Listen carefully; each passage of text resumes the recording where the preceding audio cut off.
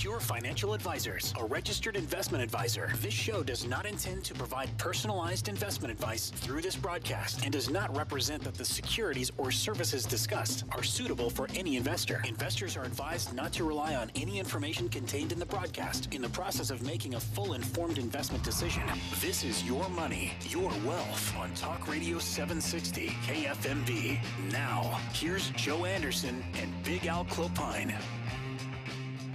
Hey, welcome back to the show. Show's called Your Money or Wealth. My name's Joe Anderson. I am a certified financial planner professional, practitioner. I'm with Alan Clopine. He's a CPA. Thanks for tuning in. Go to our website if you would like at purefinancial.com, purefinancial.com. Or go to iTunes if you want to listen to the podcast. You can go to iTunes, Your Money or Wealth, right there on iTunes. Answering some questions and from Investopedia. Okay, got a new... It's a Labor Day weekend. Yes, Labor Day weekend questions. Yeah, okay. so, we're just... this is hour number 2. It's, I don't know, it feels a little bit lighter, hour 2, for some reason. I guess because we're warmed up, huh? Is that what that is? Maybe. Well, stick around. We got Larry Swedroe coming up in probably half an hour. Yeah. The bottom of the hour. Sure. And we'll see if Larry will stick around for a little bit longer. Yeah, because we got a lot of questions for him. Yeah, he can talk about the optical illusion of it's the called mean. The cause of myopic loss aversion. Okay. You got to hear about that. Actually, more importantly, though, Joe, is I want to get him talking about why, if you look at your portfolio too often, it hurts your returns. It's like a bar of soap. Yes. The more you use it, the less you have. Yeah, what was that guy's name that said that? Joe Anderson. No. Just said it. I know, but your mentor. I forget his name right now.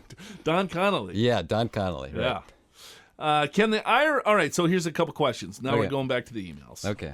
Can the IRS take the property from my trust if the IRS has claim on an individual that received benefits from a trust? Can the IRS take those proceeds or property? So let me see if I can understand this. So the IRS has a claim. Internal Revenue Service. Yes. Yeah. All okay. Glad you clarified that. Can they take the property of the trust, and the IRS has claims on the trust already? No, I believe the IRS is what this individual is saying is that he's got claims from the IRS. He probably inherited some. Can an individual that receives benefits from a trust? Yes. Can the IRS take those benefits? Oh, can they take those benefits? Yeah, after I think it's distributed from the trust and it's now your property, I would say yes. Yeah, they can. However, they generally don't take your property. They work with you to work out an installment plan or a compromise or some kind of way that you can pay that tax liability. So in my experience, Joe, the IRS only comes after properties when you don't cooperate, when you don't talk with them about how to get this thing paid off. And I'm believing that this is what the case is. Yes. Yeah. Because they already got a claim. Yeah.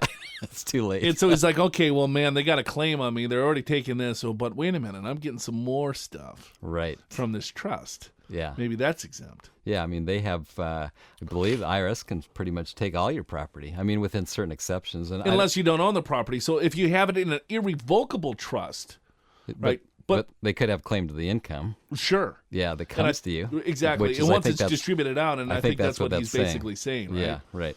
A couple of other things when it comes to credit protection. Yeah.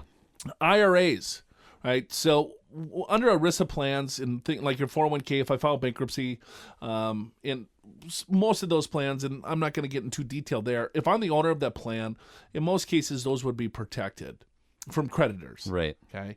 Now, once I die and those become a beneficiary IRA, this was just a ruling last year, is that now those benefits are not creditor protected to the non-spouse or to the heirs. So the kids get your IRA, and then your creditors have access to that. Or the kids' creditors will have access. Yeah. Said more exactly. Yes. Right. Yeah. And so there's ways to protect that as well. Yes. But that's another topic. Well, that's for an another IRA show. trust. You don't want to get into that? No, not really. Okay. I got plenty more here. Okay. How much can I collect in widow's benefit, Alan? Okay. All right. I became disabled in 2010 at age 52, and I'm collecting my own Social Security. Okay. I'm widowed and was told at 60 that I could draw on my husband's Social Security. Right. Do you have any idea how much extra that would be, and do I need to do anything before the changes are made? If there is any way of collecting more, I can't afford to miss out on it. Got it. So, Also, can I change the date I receive my monthly check? I receive it so late in the month, and all my bills are always late. the second part of that question, no, you're going to get your check when you get it. But Joe, Well, you can't pick and choose your date on Social Security? not that I know of. You can't say I want it on the 15th? I don't think so.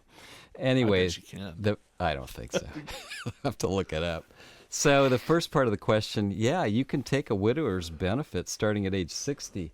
Joe, you got to help me out, though, because I don't know how it's a reduced benefit. I don't know how much reduced it is over if you wait till age 66. All right, so a couple of different things. There's something that's called a spousal benefit, and there's a survivor benefit. The survivor benefit is going to, or the spousal benefit, still people have confusion here, is that you can take yours or your spouse's, or half of your spouse's, whichever's larger. So if you're married, or had been married to someone for 10 years, you Correct. can claim on the ex-spouse as long as you haven't remarried. Correct. So in this case, she's a widow. So she was taking a disability benefit at age 52. You can take the survivor or the widow's or widower's benefit at age 60. As long as you're not working, you can take it at 60. Yes, it would be a reduced benefit from the full retirement age, but I would imagine, depending, if she's already taking it at 52, I'm not sure how old the husband was. Right. Or the wife. Does it say that it's a boy or a girl? Okay, well, Pat again. Pat. So, whatever. It's always Pat. Yeah. So the spouse, I'm not sure. So if I'm 52, my spouse is already passed. It could be. Is it going to be more? I don't know. Maybe the spouse is 80. Well, sure. Yeah. So you have to look at the benefits. We don't know this. I mean, Right. you have to look at, all right, well, what's your benefit? What's the survivor benefit? And then if you take it early, so what is that going to look like on the widow or widower's benefit? Yes. And if you're, but it sounds like she's not still working. So, Yeah, and part of that calculation is, well, if you wait till 66, you get a higher benefit, and maybe the incremental benefit that you might get at age 60 isn't enough to outweigh waiting to 66 to get a higher benefit the rest of your life. So you got to look at all those calculations. yeah, I would say that there's opportunity here, but we need more information. We got to see what's your, Social Security benefit. What's your disability benefit now? What was the survivor's benefit? And so then you can compare the two, and then when should you take it? Right. So yeah, I don't know about I don't think changing the date on when you receive your I check. don't think you have any control over that. I don't know. We've never Guess been I've asked that. never been asked that question. Yeah. I'm just going on my gut on that one. I think you can, We'll have to check it out and see. but what difference does it make? Well, because she's behind. She wants it earlier. But it's the same money per month. I know. But she basically wants like a month in advance so she can pay her bills. So she's spending too.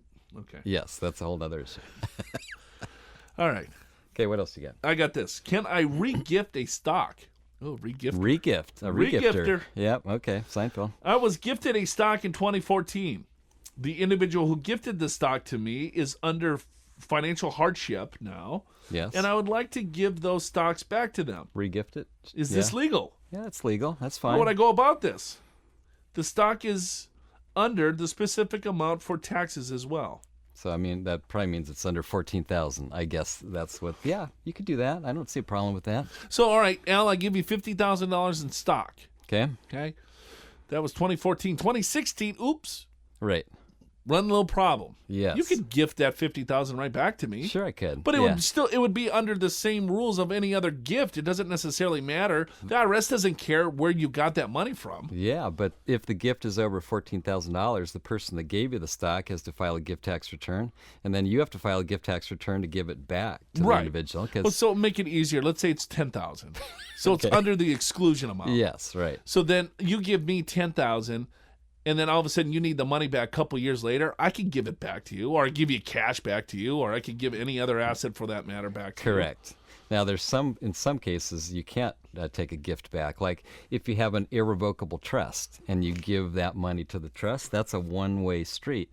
Or there's a thing called a donor-advised fund. If you want to set up a charitable fund for future contributions to charity and you want to take a deduction in the current year, you put money into that account and you get the tax deduction this year, and then over time you get to decide who gets those monies. Well, you can't take that back. So there are certain kinds of gifts that you can't take back, but just a straight gift, sure.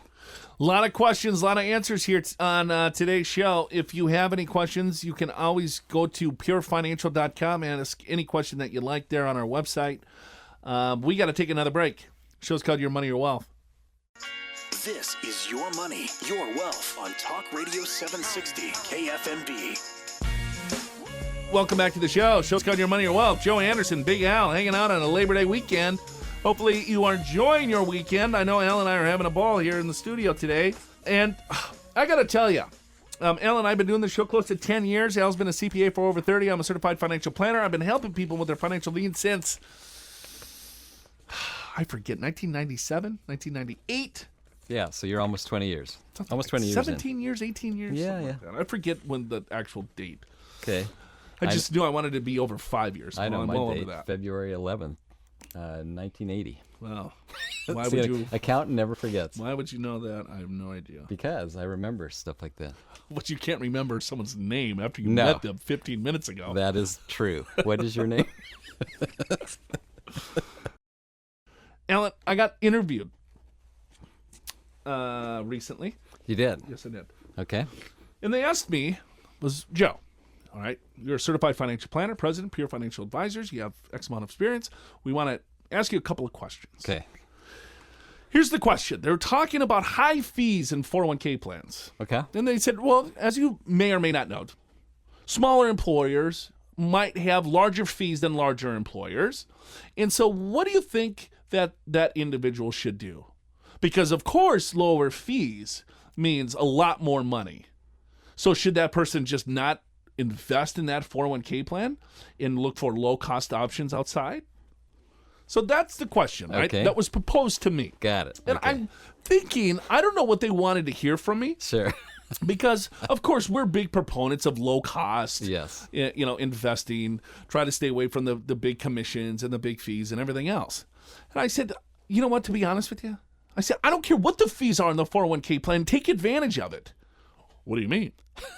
I was like, well, first of all, if you take a look at the average savings balance of someone's retirement account, it's abysmal. So a 401k plan will allow someone to put something directly from their paycheck into an account that will grow 100% tax deferred.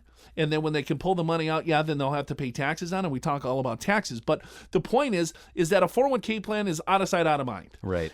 Or they can go to Vanguard or another firm, and all of a sudden they have to set up their own account and send them a check every month. Which one do you think is going to get funded? The 401k plan or their other account at a low-cost mutual fund company? Yeah, certainly the 401k, because they never got the money in the first Right, place. they couldn't spend it. Right.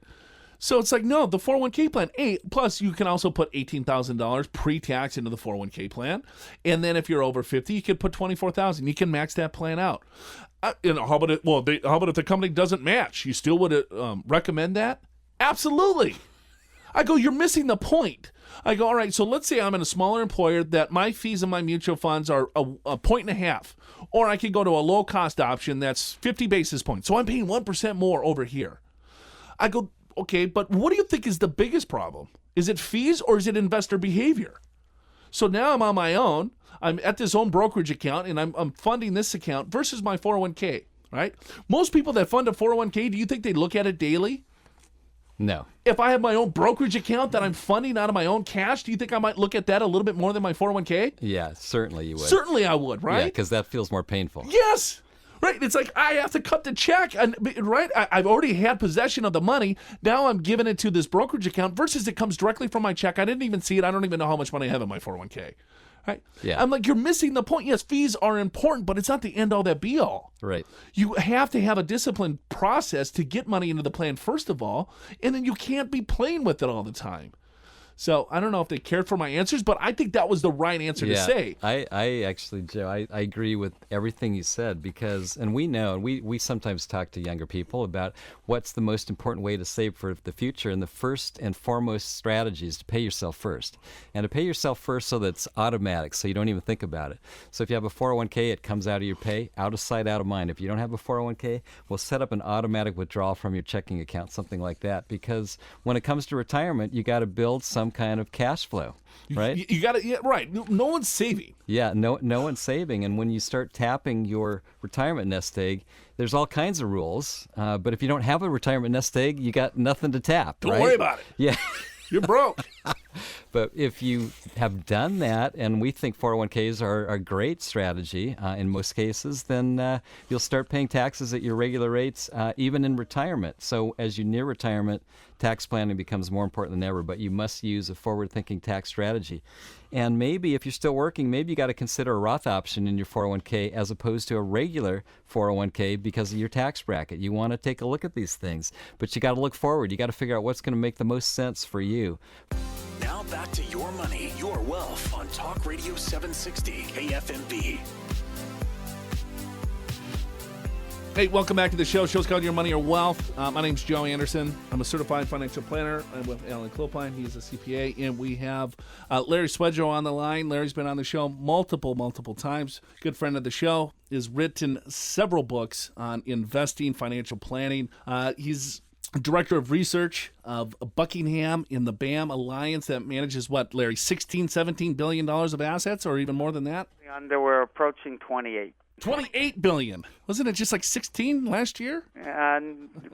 I think it was a bit higher, but yeah, we crossed 10 billion a couple of times in '08. Once on the or '07, once on the way up and once on the way down, and we've been growing pretty steadily since then. Well, I appreciate your time. I know you're a very busy guy. The last time well, wasn't the last time. I think it was last year when we were talking about your last book, but then now we have another book coming out. Let's talk a little bit about what's this new book about, and what made you write it again? Or write another one again, I guess. Yeah, so the book is called Your Complete Guide to Factor-Based Investing. The academic literature, really since 1992, when Gene Fama and Ken French wrote their famous paper, The Cross-Section of Expected Returns, and added small and value as factors, they call them, that helped explain the returns of portfolios, that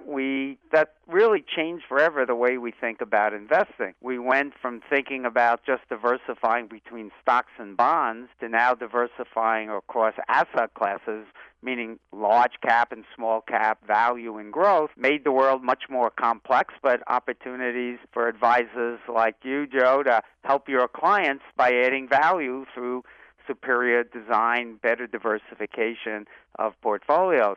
But the academic research didn't end there, and over the last 20-plus years now, we've actually had papers published to the extent that John Cochran, a University of Chicago professor, called it a zoo of factors with over 600 of them identified. So my concern was, how does the average investor figure out which exhibits in that factor zoo should they be interested in looking at and considering? So I thought it would be a good idea to help provide a framework for people to think about, and we identify 8 factors in the book, 6 for stocks and 2 for bonds, and we give people a framework that says in order for you to consider a factor, it should have evidence of persistence, meaning it exists with a premium above market return for a very long time across economic cycles. It's pervasive around the globe, meaning we're not lucky it was just a U.S. outcome perhaps. Even better if it's pervasive across asset classes. So, for example, the momentum factor works in stocks, bonds, commodities, and currencies. The value factor works the same way across asset classes. So that gives you more confidence it's not data mining. It should be robust is the term I use, meaning it can hold up to various definitions. So, for example, Fama and French used price-to-book ratio as a definition of value. But if price to earnings or price to cash flow, for example, didn't work, I would be suspicious that it was just the data mining, a lucky outcome. But as it turns out, we can use one of 4 or 5 different metrics for value, and the same thing applies to things like momentum and quality and profitability, these other factors that we recommend. Should also be implementable, meaning it holds up after transactions cost. And lastly, it should have a intuitive reason to believe it should persist in the future, meaning that there should be a good risk-based explanation, just like stocks are riskier than bonds. So we expect, but aren't guaranteed, that stocks will outperform, that we should have a risk-based explanation for these premiums and or a behavioral explanation that should hold up. So the book goes through all of these issues for every one of the factors we recommend, and then shows you the historical evidence. So looking at the traditional view, potentially, or for lack of a better word, kind of more active type management to try to add value, right? So it's looking at timing markets or picking individual securities or different sectors of the market that maybe one individual thinks that is going to outperform. This has changed of how certain advisors are adding value to their clients by looking at these factors of saying, hey, it's difficult to time markets, it's difficult to predict the future, but if you look at these certain factors and construct a portfolio based on academic science, you'll have a higher probability of getting that alpha or outperformance than if you use more of a traditional view. Does that make sense? Yeah, basically on the right line. I want to change a couple of the words. Of course you do. There. You're a smart guy. I'm kind of an idiot. to make things clear for your audience. So we want to define alpha and beta here. So alpha means that your performance is above the market, but on a risk-adjusted basis. So if you buy small-cap stocks and you outperform large stocks, that's not alpha. That's what an academic would call beta, which means simply you have exposure to this risk factor we call small-cap stocks. So if you buy emerging market stocks and you outperform the S&P 500, that's not alpha. That's beta. That's exposure or beta to the emerging market risk. Same thing for value stocks, or if you buy long-term bonds instead of short-term bonds, that's loading on what's called the term factor. Each of these factors should have a premium. Often, you and I know, active managers claim alpha when they're really giving you beta, meaning it's exposure to one of these common factors that a computer can give you exposure to simply by buying all of the securities that have that common trait, whether it's small stocks or value stocks which have low prices to earnings. So we want to make sure people are differentiating between alpha, which could be skill-based, but beta, which just is a systematic exposure to a common factor and doesn't involve any individual stock picking nor really any market timing either. Well, then now there's something that's called smart beta. What's your take? That's just factor investing with kind of a marketing ploy, isn't it? Well, let me say it this way. 99% probably of what's called smart beta is nothing more than beta, okay? And what I mean by that is if you invest in small cap stocks and buy a Vanguard small cap fund that's based upon, say, an MSCI index, that isn't smart beta. That's taking more risk in small stocks. However, let's take 2 similar small cap funds, neither one of which does any stock picking or market timing. And let's even assume that both of them use the exact same index. But one is a pure indexer, which means they slavishly follow the index. When a stock leaves the index, they are forced to trade when everyone knows they're going to have to trade. So their cost of trading is high because everyone knows when they're going to trade, and they must pay up to execute those trades. They are what an academic would call a buyer of liquidity, and they have to pay up to get that. On the other hand, let's say Joe, because he's a much smarter guy, he builds a fund based on the same index, but he says, you know what, I don't have to trade on that exact day. I'm going to use a computer program called an algorithmic trading program, and I've got these 50 stocks that I need to sell and these 26 new additions that I need to buy, and I'll let the computer send the signal to the market that I want to buy 100 shares of this and I'm looking to sell 100 of that. But instead of taking the offer, I might give an example. Say a bid is at $10 and an offer is at $10.10. Well, instead of taking the offer at $10.10, maybe you put in a bid of $10.01 or $10.02, slightly above where the market bid is, and you hope that your bid gets it. But you don't care. You'll wait. Right. And so that, to me, is smart beta because it's patient trading, and over time will outperform the index. Let me give you one other example. Let's say an index includes all stocks, and academic research might show that certain types of stocks have poor returns. We know the research shows that stocks under $2 have very poor returns. That's IPOs generally have very poor returns on average. So you decide, I'm going to screen those out even if they're in an index because the academic research says that would deliver higher returns. That, to me, is smart beta. Has nothing to do with individual stock picking. You're not saying I'm going to buy this IPO and not that IPO, but a systematic, replicable approach. So, yes, I do believe there is a thing that you can call smart beta, but 98, 99% of what the industry calls smart beta is marketing hype. We're talking to Larry Swedroe, folks. Hey, we got to take a quick break. When we get back, I want to see what Larry's take is on this crazy election and what we should do with our money there. So don't go anywhere. The show's called Your Money or Wealth. We'll be back in just a second. Now back to Your Money, Your Wealth on Talk Radio 760 KFMB. Hey, welcome back to the show. Show's called Your Money or Wealth. Joe Anderson, Big Al. We're talking to Larry Swedroe. Larry, kind of a crazy time we're having here with this election coming right around the corner. What should, and I'm sure you get this question all the time. It's like, okay, well, here are the elections in November. Should I get out of the market? Should I stay in the market? What should I do?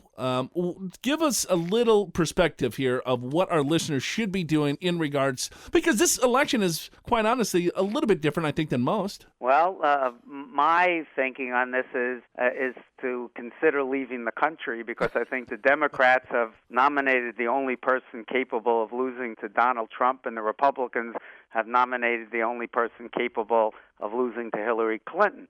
So I'm going to be miserable no matter who wins the election, and so that's my thought on that.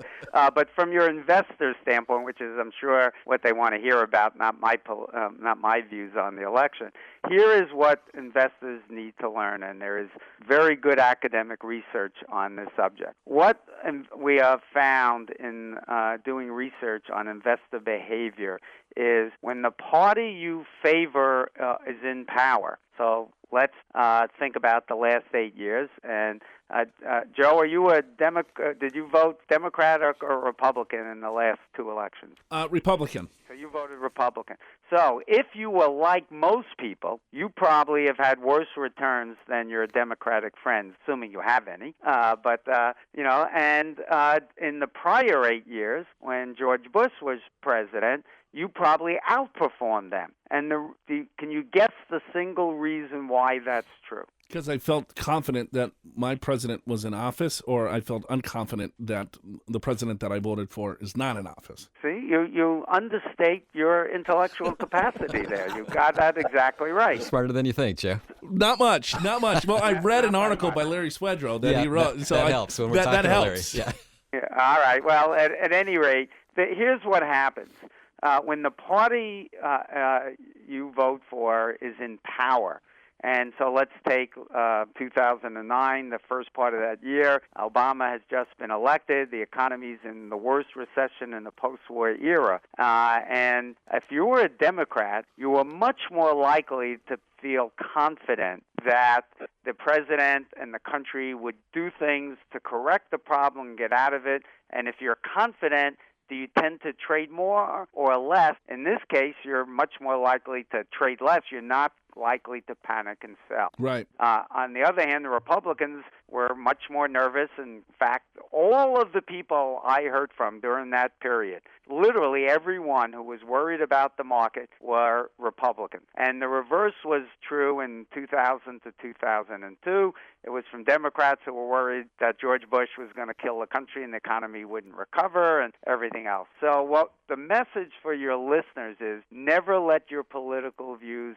influence your investment decisions. You should have that well-thought-out investment plan that has your asset allocation, and the only thing you should be doing is, one, rebalancing if necessary, and number two, tax managing if that opportunity does provide itself that you can harvest a loss. Those are the two things you should be doing, and the rest of it is to make sure you don't let your heart or your stomach, as the case may be, influence your investment decision. Well, and I think that's true with a lot of things, is that people will tend to listen and hear what they want to hear versus and I forget what bias that is. Confirmation bias. Yeah, there you go, confirmation bias. We tend to, here's what happened. When people say something that we believe to be true, it agrees with our view of the world, what I call our narrative, we tend to say, look how smart that person is. That confirms my thinking. And you will then overweight that information. On the other hand, when somebody says something that disagrees with it, you get what is called cognitive dissonance. It causes you to react negatively, and you will tend to say, what an idiot this person is, that's got to be wrong, and you underweight what they say. And so that creates big problems for people, because then they don't view things through clear lenses. And that's a huge problem. And then when you add investing on that, right, then the emotion and everything else that goes with it. I mean, there's political views, and that's one thing. But then all of a sudden, when you're dealing with someone's money, and they have, all right, well, here, inflation's going to go to double digits, right? We're going to have negative interest rates. I'm going to, buy gold and bury it in my backyard. And I got a generator, and I got some land in Montana, and I got 100 guns and ammo. And that's real, Yeah, I've had many of those conversations. Let me give you a great example. So in 2011, Bill Gross announces that he's getting out of all treasuries. The yield on the 10-year was about 3.7%, and interest rates can only go one direction, meaning up, right, and everyone should get out of the bond market. Now, if you were a Republican and you're worried about this Democratic government with massive deficits, the Federal Reserve is printing money like crazy, you're hearing these commercials about this, you were more likely to have confirmation bias on what Bill Gross says, so you panic and sell and go to cash or very short-term instruments, and you miss out on one of the biggest bond rallies in history, and you're continually now rolling over your short-term investments and earning nothing. On the other hand, if you were a Democrat, you were saying, these guys, Gross doesn't know what the hell he's talking about. That's wrong. The economy's fine. And you stayed and and you earned those higher returns by staying in a longer-term bond fund, say. That's the kind of thing. And just the last week, we've had two big articles from two biggest money managing companies in the world announcing, get out of the market. It's about to crash. For whatever reasons. And my answer to people when they read that is, one, why are you reacting? And the answer is it confirms their views. And two, I ask them, do you think Warren Buffett cares what this guru says? In fact, he tells you to ignore all market forecasts because they have no value. And then ask yourself, what do you know that Warren Buffett doesn't know? Are you a smarter or a better investor than he is? And if you're honest, you will now ignore the very advice you were ready to act on. Well, and then you got this to put on top of it, Larry, is that your clients probably look very similar to our clients, where they're in retirement, maybe close to retirement, and especially when individuals are in retirement, living off of some of the income, or they're generating income from their portfolios, they tend to look at their portfolio a little bit more. They might have a little bit more time, and then that portfolio that they built up over their life is now their income source. And you just wrote an article, the more you look at your portfolio is potentially hazardous to your wealth there. Yeah, and unfortunately, retirees now have more time to do it. The problem is compounded by they no longer have income that they can earn to make up for losses, So their stomachs are more susceptible to panic selling. And so that's not a good combination there. And the reason is pretty simple. We experience the pain of a loss at least twice as much on average as we experience the joy of an equal-sized gain. And the bigger the dollar amount, the larger that ratio gets. So that if you're losing $10, well, maybe that's the equivalent of the pain of the joy of winning $20. But if you lose $100,000, that's not the equivalent of the joy of making $200,000. You might need $500,000 because the pain is going to be much more, and make it $1 million for a high net worth client who saw a 50% drop, so their $2 million portfolio went to $1 million. I mean, there may be no number big enough that on the gain side that would equate to that. And so the problem is simple. If you look at the market on a daily basis, you see losses almost half the time. So your pain meter, if you see the pain of a loss 2 to 1, you're in a big deficit every day. Right. You get that. But if you look at it on a monthly basis, now you're down to maybe 40%. If you look at it quarterly, it's maybe 35%. If you look at annually, you're around 30%. So the less frequent you look, the less pain you feel. Therefore, the less likely you are to panic, right? And therefore, the more likely you are to end up with a better result. And that's really the key. So if you can't ignore the noise of the market, then you really should be like Rip Van Winkle and don't check your values.